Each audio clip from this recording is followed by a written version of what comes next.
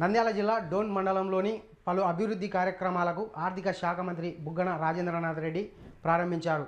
ఆవులదొడ్డి గ్రామం నుండి గోవర్ధనగిరి వరకు నిర్మించిన తారు రోడ్డును ఆయన ప్రారంభించారు. ఈ సందర్భంగా ఆవులదొడ్డి గ్రామ సర్పంచ్ మద్దయ్య, గ్రామ వైసీపీ నాయకులు, ప్రజలు ఆయనకు కృతజ్ఞతలు తెలిపారు.